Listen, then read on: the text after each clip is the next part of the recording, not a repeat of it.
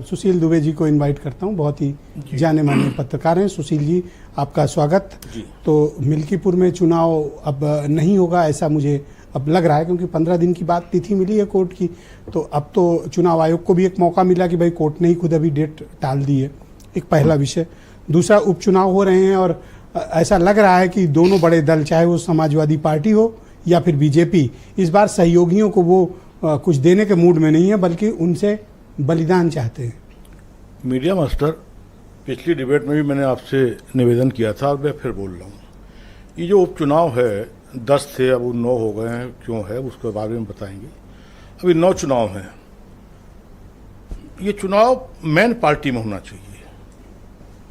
PDA का मतलब होता है अखिलेश यादव से शुरू और अखिलेश यादव से खत्म। अरे क्या बात कर, अखिलेश यादव से शुरू और अखिलेश यादव पर खत्म। मैं फिर बोल रहा हूँ। और बीजेपी का मतलब होता है अमित शाह से शुरू और योगी पर खत्म। ये बीजेपी मतलब होता है। बाकी सब आते जाते रहते हैं, चाहे वो पश्चिम के दिग्गज हों, चाहे पूर्वांचल के दिग्गज हों। मेरा कहना मतलब ये है। और पंजाब आ रहे हैं, उस पर भी आ रहे हैं। तो मेरा कहने का मतलब ये पूरा 1 to 1, चूंकि एक तरफ सेकुलर पार्ट, एक तरफ ये माना जाता है कि ये बीजेपी धर्म ये वाली और एक ये फला, तो सीधे चुनाव हो जाए, क्या फर्क पड़ता है?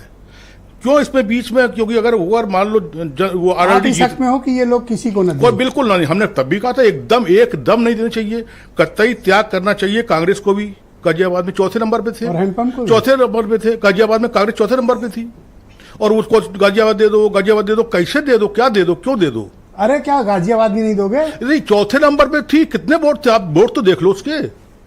अरे वोट तो देख लो भाई। कोई गणित होती है। अरे कोई वोटों गणित होती है, उसकी गणित होती। चौथे नंबर पे थी कांग्रेस गाजियाबाद में।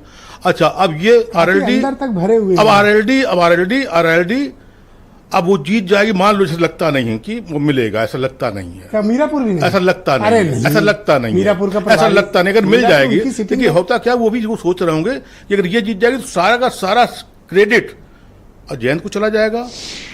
आदरणीय चरण सिंह जी के उसमें आते हुए, उसमें जयंत जी, अजीत जी, तो उसमें चला जाएगा। तो ये बीजेपी को क्या मिलेगा? सारा ये 9 सीटें 8 सीटें उनके चले जाएगी। हमारे जितवा दिया। तो मुझे लगता है कहीं ना कहीं ये भी सवाल चल रहा है।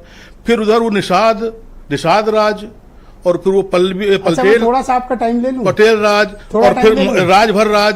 कोई नहीं, ऐसा है कि मिल्कीपुर योगी राज में अब कोई कांड के जनक और पूर्व विधायक बाबा गोरखनाथ